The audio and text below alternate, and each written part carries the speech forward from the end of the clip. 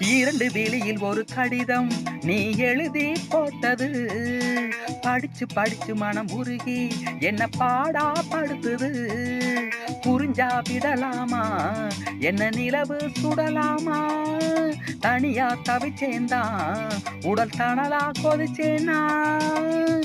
மேனி கொதிச்சா மருந்து கொடுக்க லா லா லா லா லா லா லா லா லா லா.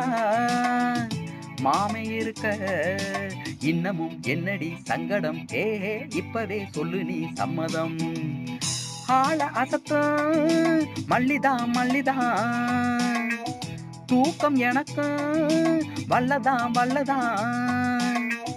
நாடு முழுதும் மாட மயக்கம் என்னமோ பண்ணுது என்னையே, என் மனம் சுத்துது.